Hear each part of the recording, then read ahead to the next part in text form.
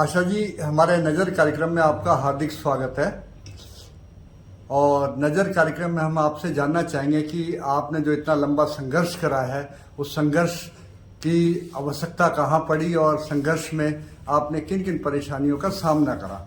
सबसे पहले हम ये जानना चाहेंगे कि आप जिस परिवार से बिलोंग करते थे, मध्य वर्गीय परिवार से, तो आपका सही मायने में फैमिली बैकग्राउंड क्या था? नमस्कार पवन जी। और सबसे पहले मैं आभार व्यक्त करना चाहूँगी आपके चैनल का कि जो मौका दे रहा है महिलाओं को आगे आने का और बताने का कि महिलाएं पुरुषों से कहीं भी कम नहीं हैं। मेरे फैमिली बैकग्राउंड की बात करें तो मेरी माता श्री जो है वो रिटायर्ड प्रिंसिपल हैं गवर्नमेंट स्कूल से, और ब्रदर जो है वो डिफेंस में सर्विंग है। तो अच्छा परिवार, मतलब मुझे बचपन में कभी किसी चीज़ की कोई कमी नहीं हुई। लेकिन कहा जाता है ना, जैसे कि सीता को भी उसके पिता ने बहुत प्रेम से पाला था, जनक ने, लेकिन नहीं पता था बेटी के आगे जाके भविष्य में क्या लिखा हुआ है। तो ऐसी परिस्थिति किसी के सामने भी आती है। मेरे विवाह के उपरांत कुछ ऐसी परिस्थितियां बन गई घरेलू कि मेरे और मेरे पति के बीच में कुछ ऐसे बड़े लेवल के संघर्ष स्टार्ट हो गए कि मुझे स्टैंड लेना पड़ा मेरे और मेरे होने वाले बच्चे के लिए। और ये बात है 2010 की। उस टाइम मैंने देखा और सीखा कि अगर आप हार नहीं मानते हैं तो कोई भी चीज़ नामुमकिन नहीं है। अगर बात करें थोड़ा डीप में जाके तो लोगों का असली चरित्र और रवैया मैंने उस समय देखा है। आज कितनी सोशल एक्टिविस्ट हैं, कितने लोग हैं जो कहते हैं हम सामाजिक चरण में आके बहुत मदद करते हैं, महिलाओं को मदद चाहिए तो हमसे गुहार लगाएं कहीं। मैं आपको बता देना चाहती हूँ ये सब ढकोस लें।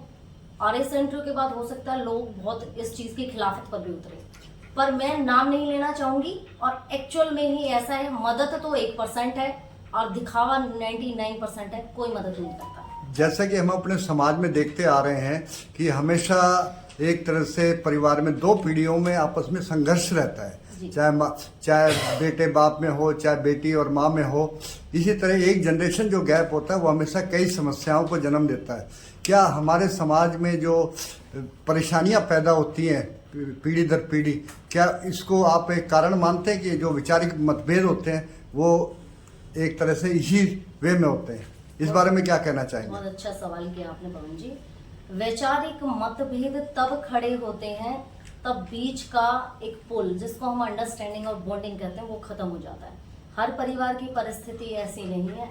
आज मैं हूँ, मैं अपना ही उदाहरण दूंगी, और मेरे पास बिटिया है। आज 14 साल की बच्ची है मेरे पास, जो युवा अवस्था की पहले सीढ़ी पर खड़ी है। उसके पेरेंटिंग को मैं बड़ी सजगता के साथ कर रही हूँ। माँ बाप से ज्यादा मैं उसकी मित्र हूँ।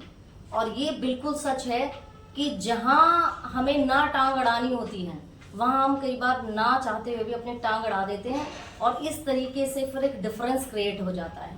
बात करें जनरेशन गैप की, तो जो मेरी माँ है और मेरी बेटी है, एक्चुअल में तो जनरेशन गैप वो है, एक बीच के फासले पे मैं खड़ी हूँ।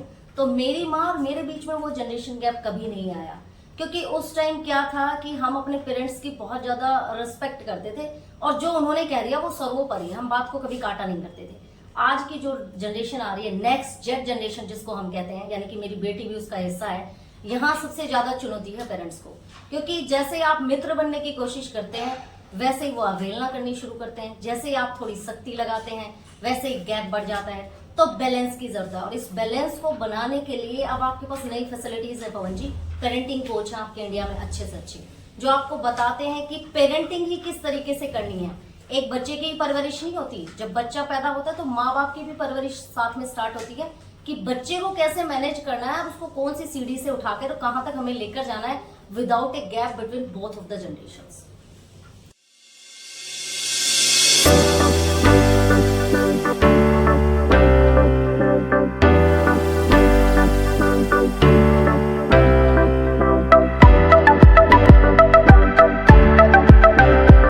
अब हम भारतीय संस्कृति की अगर बात करें तो भारतीय संस्कृति में एक शर्म शब्द है जो एक तरह से पीढ़ी दर पीढ़ी होता है। मतलब जैसे बेटी है वो अपनी माँ से खुल के बात नहीं कर सकती, बेटा है अपने बाप से खुल के बात नहीं कर सकता, जिस वजह से कहीं ना कहीं ये घुटन सी समाज में महसूस होती है।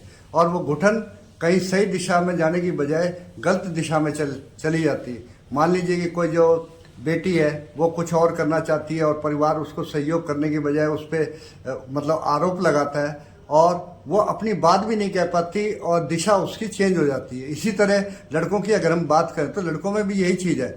मान लीजिए कि कहीं लड़के की एम्बिशन कुछ और है, परिवार उसको कहीं और सरकारी नौकरी में ढकेलना चाह रहा है, फिर उस बात पर परिवार में सहमति नहीं होती, फिर वो क्या नशे का आदी हो जाता है। अब उसमें परेशान तो हर कोई है, लेकिन इसका कोई स्थायी समाधान निकल सकता है। आपका संघर्ष जो है उसमें कहीं ये इस तरह की समस्या और इस तरह का समाधान कहीं नजर आया आपको? जी पवन जी बात करें अगर आपके क्वेश्चन की कि ये जो है ना ये बहुत बड़ी विकट समस्या नहीं है अगर थोड़ा सा आराम से इसको सोच लिया जाए तो। क्यों? क्योंकि क्या है, जब आप एक दूसरे पे भरोसा करके चलते हैं ना और मानते हैं, चीजों को मानना स्टार्ट करते हैं, तो जब चीजों को आपने एक्सेप्ट कर लिया तो सबसे पहला चरण आपने अपना पूरा कर दिया है, आप स्वीकृति दे चुके हैं उस चीज को। दूसरी बात, महिलाओं का सशक्त होना बहुत ज्यादा आवश्यक है, ये मैं अपने संघर्ष से बता सकती हूँ आपको। अगर आज मैं इतने मजबूती से 2010 में मैंने अपने लिए कदम नहीं उठाया होता तो ना आज मैं मिलती, ना मेरी बच्ची मिलती। और जितनी भी महिलाएं हैं उनको मेरा संदेश है कि विशेष तौर पे जब आप एक बेटी की परवरिश कर रही हैं तो आप एक दूसरी महिला जो एक भविष्य में जाके एक महिला ही बनेगी, आप एक महिला की परवरिश कर रही हैं, एक मजबूत महिला की परवरिश करें, उसके लिए स्टैंड भी लेना पड़े तो आप स्टैंड लें। अभी मैं बहुत चुभती हुई बात कहूंगी आपके चैनल के माध्यम से ही, अगर औरतों के गिरने का स्तर सबसे ज्यादा है ना और सबसे ज्यादा तकलीफ में वो है तो वजह औरत ही है पवन जी। औरत ही औरत की सबसे बड़ी दुश्मन है, ये बिल्कुल सच है। मैंने अपने कैरियर से लेके अपने संघर्ष के दौरान इतनी महिलाओं को देखा है जिनके चेहरे अगर आप बाहर सोशल उसमें देखेंगे ना तो आपको लगेगा वो देवियां हैं, लेकिन आप हकीकत में उतर के जब देखेंगे ना तो समझ में आएगा कि आपकी जो बैंड बजाई है अच्छे तरीके से, ये मैंने शब्द बड़े सोच के यूज किया है, वो महिलाओं ने ही बजाई है, पुरुष तो बहुत पीछे हैं। आज भी मैं एक हेल्थ प्रोजेक्ट में काम कर रही हूँ बड़े लेवल पे, वहां मेरे पास 85 लोगों की टीम है, मेरे पास ज्यादातर पुरुष हैं, टीम में महिलाएं भी हैं 20-22 के लगभग, लेकिन महिलाओं में इस बात को लेकर कोई खुशी नहीं होती अंदर से कि एक महिला आगे बढ़ रही है। आपका पैर खींचने का काम भी तो वही करती है, पुरुष नहीं करते। मेरा निवेदन है हर एक महिला से, जिस तरीके से आप किसी संघर्ष में या ट्रॉमा में आप बाहर निकलना चाहती हैं, ऐसी बहुत सारी बहनें हैं जो बाहर निकलना चाहती हैं, तो मदद का हाथ बढ़ाएं और बाहर निकालें, पैर ना खींचें उस चीज को लेकर। अगर बेटी है तो बेटी के लिए स्टैंड लें, कभी भी इस चीज को आड़ ना बनाएं कि मेरे पति नहीं चाहते या घर में मेरी चलती नहीं है। जब आपने उस बच्ची को जन्म दिया तब भी तो आप सक्षम थी ना, आप सोच समझ के उसको धरती पर लेकर आई है ना, तो फिर उसकी इच्छाओं को, उसकी आकांक्षाओं को पूरा करना, उसको एक फाइनेंशियली स्टैंड देना। बात करेंगे फाइनेंशियल फ्रीडम की, हर महिला के पास फाइनेंशियल फ्रीडम मस्ट है, चाहे वो महीने का 10,000 कमाती हो पवन जी, लेकिन कमाती हो। मैं किसी का परिवार तोड़ने की बात नहीं कर रही, मैं बिल्कुल नहीं कह रही कि कोई जोड़ों से अलग हो जाए या ऐसा कुछ कर लिए, तो वक्त है जब कुदरत ने लिखा है तो आपको अलग भी कर देता है, लेकिन फिर भी आप अपने वजूद को, अपने अस्तित्व को ना खड़ा रखें। जिस दिन आप सरेंडर मार जाएंगे, जिस दिन आप हर चीज पे हाँ जी कहने लग जाएंगी, उस दिन आपका वजूद खत्म हो जाएगा और आप जो नेक्स्ट जनरेशन आ रही है उसको मजबूती के साथ खड़ा नहीं करेंगी। तो मैं अपनी बेटी को उसी मजबूती के साथ पाल रही हूँ। नेक्स्ट जब मैरिटल स्टेटस बेटियों के बन जाते हैं तो हम इस तरह उनको लावारिसों की तरह छोड़ देते हैं कि अब तेरा घर वही है, और फिर जब वो बाप के घर आती है तो वो कहेंगे वो है, वो कहेंगे वो है। सबसे बड़ा प्रश्न एक औरत के मन में अगर दिन रात चलता है, चाहे फाइनेंशियली फ्रीडम में भी हो, कितनी महिलाएं आप पूछ सकते हैं, एक ही सवाल होता है कि घर कहाँ है, अपना कहाँ है, अपना। तो इस कड़ी को लेके अब नेक्स्ट जनरेशन बहुत सजग है। आने वाली लड़कियां जो फाइनेंशियली फ्रीडम है, अपने नाम से फ्लैट और घर परचेज कर रही है, उनका सपना है कि घर के बाहर जो नेम प्लेट हो उन पे उसका अपना नाम लिखा हो। मैं इसको गलत नहीं मानती। तो सामाजिक सजगता के साथ आगे बढ़ते हुए, महिला को मजबूती देते हुए हम 3 जनरेशन को सेव करते हैं, एक नहीं तीसरी पीढ़ी को सेव करते हैं। जैसे मेरी मदर एजुकेटेड थी तो मैं हौसला ले पाई, मैं हौसला ले गई तो मेरा बच्चा हौसला लेगा। इस तरीके से ये कर्म जो है, ये पैटर्न जो है, ये आप ट्रांसफर करते हो। जैसे डर के पैटर्न आप ट्रांसफर करते हो, ऐसे ही निडरता और स्टेबिलिटी के पैटर्न्स जो है वो भी आप ट्रांसफर करते हैं। अब जैसे कि आपने महिला सशक्तिकरण के बारे में कहा कि महिलाओं को आगे आना चाहिए, महिलाओं को हर डट के मुकाबला करना चाहिए, लेकिन अब आप दूसरे एंगल से अगर हम सोचे तो एक जो बेटा है वो माँ का तो बेटा है और साथ में किसी पत्नी का पति भी है, तो उस परिस्थिति में वो दुविधा की स्थिति में आ जाता है कि वो माँ का साथ दे या अपनी बीवी का साथ दे। तो क्या वो एक तरह से 2 पार्टों के बीच में पिस नहीं रहा है? तो ये ऐसी जो स्थिति जो पैदा होती है, इससे कैसे समाधान निकाला जाए? जब कोई निकल सकता है इस तरह का समाधान? पवन जी बिल्कुल इसका समाधान है। सबसे पहले तो हम जो ये टर्म यूज करते हैं ना कि पुरुष पार्टों के बीच में पिस गया या पुरुष बीच में खड़ा है, एक्चुअली में ऐसा नहीं है।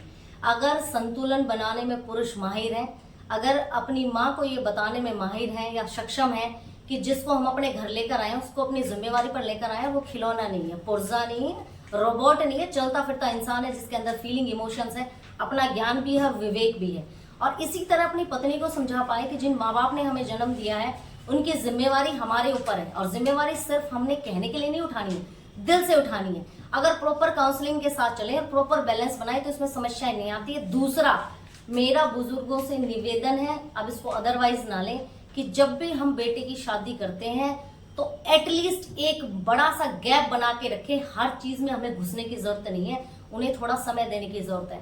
जैसे ही उधर से एक बॉन्ड क्रिएट होगा, वो बॉन्ड ये डिसाइड कर देगा कि वो आपसे ज्यादा, वो जिस महिला को आप अपनी पत्नी बनाकर लाए वो आपसे ज्यादा रिस्पेक्ट और रिगार्ड करेगी आपके पेरेंट्स का।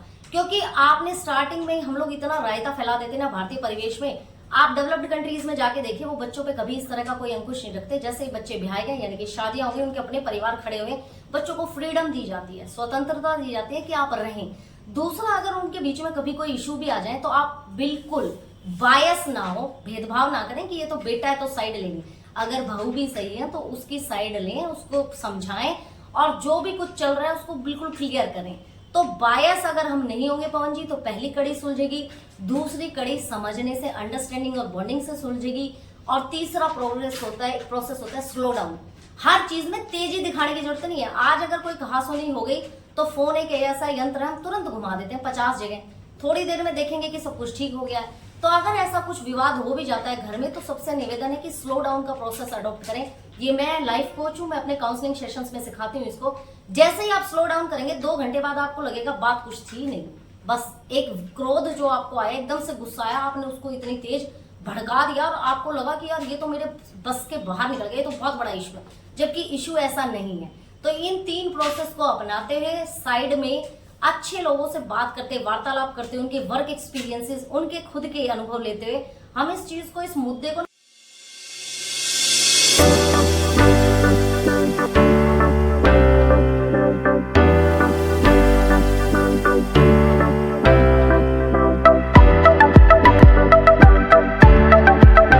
बहुत जीरो लेवल पे ला सकते हैं। तो अभी आप एज सिंगल पेरेंट्स के रूप में मतलब हैं, आपकी बेटी आपके साथ है, तो क्या कभी किसी मोड़ पे आपको इस चीज़ का एहसास नहीं हुआ कि मेरे साथ कोई नहीं है और मुझे इतनी लंबी जिम्मेवारी और आगे का जो जीवन है वो जीना है? तो इस परिस्थिति में कहीं कोई ऐसा विचार आया कि व्यक्ति अकेला रह सकता है या उसको किसी सहारे की जरूरत है? देखिए पवन जी, बात करें अगर कुदरत की, तो कुदरत ने बहुत सोच समझ के 2 पहलुओं को एक साथ लाया, यानी कि मर्द और पुरुष, शिव और शक्ति, एक चैनल पे ले आए हम इनको। लेकिन I believe in Karma theory, आपके कुछ तो कर्म रहे होंगे कि आपको सेपरेट होना पड़ा। अब अगर इसको इस तरीके से हम देख लें, बहुत सारी महिलाएं मेरे काउंसलिंग सेशंस में आती हैं, जब आपको कुदरत ने अलग खड़ा कर दिया है तो किसी बड़े मकसद के लिए खड़ा कर दिया है। अब आपका जीवन सिर्फ आपके लिए नहीं है, ऐसी बहुत सी महिलाओं, बहनों के लिए अब आपका जीवन है, जो कि खड़ी हैं एक मदद के हाथ की आस में। तो जरूरी नहीं है कि आपके लिए कोई हाथ बढ़ाता रहे, आप भी तो वो हाथ बन जाएं, आप पकड़ लें उनका हाथ। दूसरा, मुझे ऐसा नहीं है कि कभी महसूस नहीं हुआ कि कोई साथी साथ होना चाहिए या ऐसा होना चाहिए, बट पास्ट के अनुभव इतने बुरे रहे कि पास्ट के अनुभवों से शायद मैं आज तक भी उभर नहीं पाई हूँ, झूठ बोलने की बात नहीं है। और मन में एक डर होता है, एक पुरुष जो होता है उसको औरत जो चाहती है वो अंडरस्टैंडिंग के बेस पे चाहती है कि मुझे समझे, मुझे आगे बढ़ने में मदद करे, ना कि मेरे टांग पीछे खींचने में मदद करे। बात करें तो मेरी बेटी मेरी सबसे बड़ी पावर है आज के दिन। She is a very good counsellor, और मेरे से ज्यादा हिम्मत, मेरे से ज्यादा पेशेंस और स्लो डाउन का प्रोसेस मैंने अपनी बेटी से ही सीखा है। वो बहुत जल्दी रिएक्ट नहीं करती चीजों को देखकर, बहुत धीरे करती है। उम्र सिर्फ 14 साल है, मैं उससे भी सीख रही हूँ, आप भी अपने बच्चों से सीख सकते हो।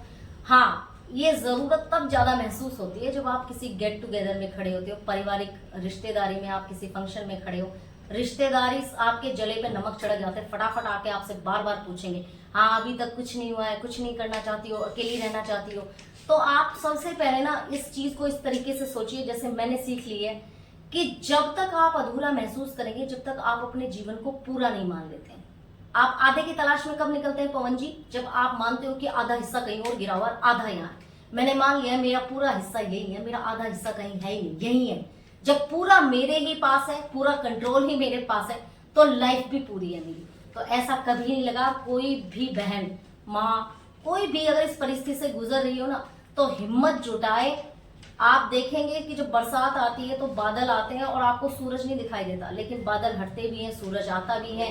कुदरत ने भी एक प्रोसेस बनाया है कि दिन आएगी फिर रात आएगा, तो सेम प्रोसेस है। संघर्ष है तो एक दिन जीत भी आएगी, आप अच्छे दिन भी हासिल करेंगी।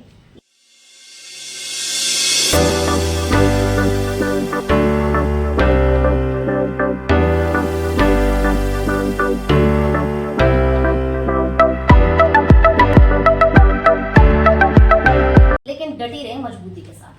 आज जैसे कि अभी हम 10-12 साल से अगर हम देखें तो जब से एंड्रॉयड फ़ोन आया है तब से लड़कियां लड़कों के कंपैरेटिवली ज़्यादा एडवांस नज़र आती हैं और किसी भी तरह का निर्णय लेने के लिए वो मतलब ज़्यादा समय नहीं लगाती।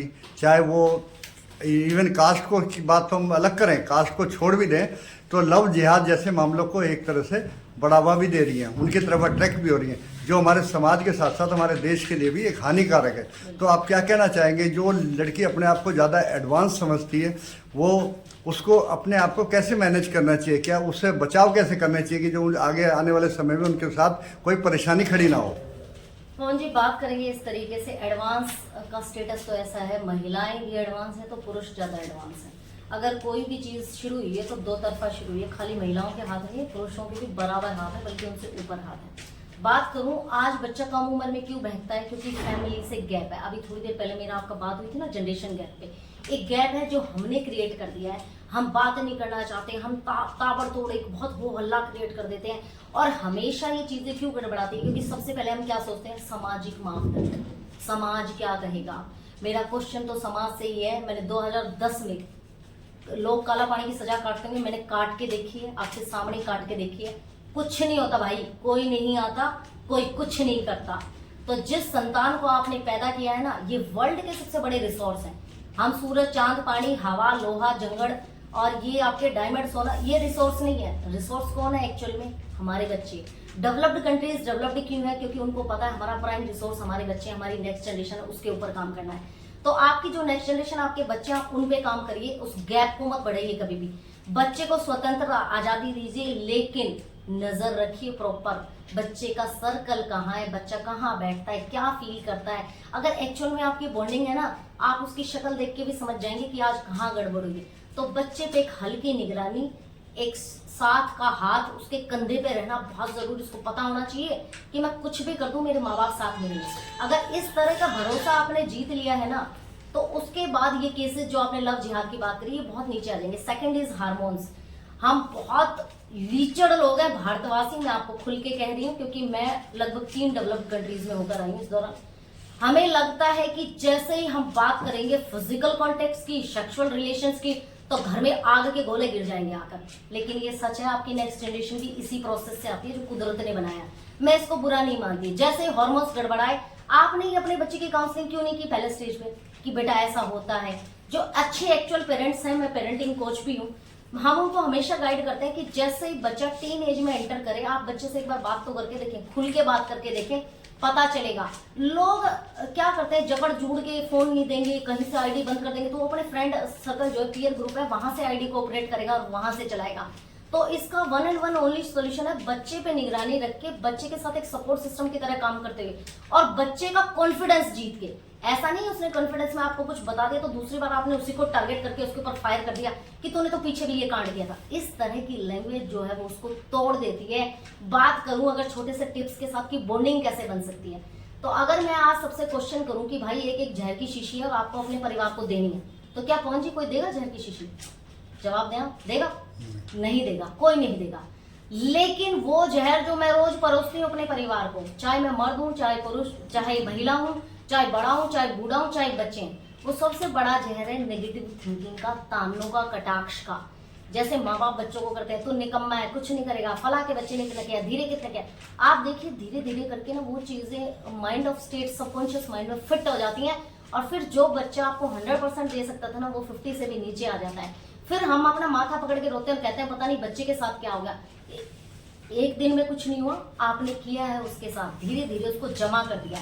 अब अगर बात करें कि अमृत सब देना चाहते हैं, तो अमृत देने का भी एक बहुत फर्स्ट क्लास टिप्स है, पॉजिटिव रहिए। जितने खरबी लोग में आप हैं, पॉजिटिव रहिए, पॉजिटिविटी को बना के रखिए। जितनी पॉजिटिविटी बन के रहेगी, जितना हौसला बन के रहेगा, जितनी बॉन्डिंग बन के रहेगी, जितनी अंडरस्टैंडिंग डेवलप होगी और जितना स्लो डाउन का मोशन हमारी लाइफ में चलता रहेगा, उतनी चीजें अच्छी रहेंगी, उतने ही हमारे बच्चे गलत चीजों की गिरफ्त में जाने से बचेंगे। फोन देने का एक्चुअल टाइम हमसे कई पेरेंट्स पूछते हैं क्या है सही प्रोसेस। तो मैं बात करूं अपनी बेटी की, मैंने 3rd क्लास से फोन दिया था, क्योंकि मैं सिंगल पेरेंट हूं, तो उसके टच में रहना जरूरी था, मेरा आना लेट होता था। मैंने उसको 3rd से ही दिया, लेकिन आज भी वो फोन एडिक्ट नहीं है, वो फिजिकली गेम में ज्यादा इन्वॉल्व है। क्यों?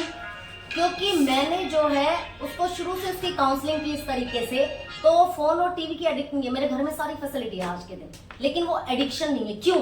क्योंकि मेरी काउंसलिंग इस तरह की थी कि एडिक्शन नहीं है। तो कोई भी पेरेंट्स, मैं आपके चैनल के माध्यम से कह रही हूँ, अगर काउंसलिंग सेशंस के लिए भी मिलना चाहिए, सीखना चाहिए आगे, तो ऐसे बहुत सारे सेशंस हमारे टाइम टू टाइम चलते हैं कि इस चीज से बच्चे को हम कैसे बचा सकते हैं, कैसे बता सकते हैं।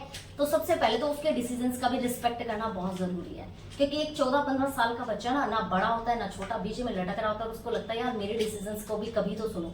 तो कभी तो उसके डिसीजंस को भी वैलिडेशन देने से ना उसके अंदर कॉन्फिडेंस आएगा, वो आपसे और खुल के बात कर पाएगा। तो that is the only way, इसके अलावा कोई जादू का डंडा नहीं है पवन जी।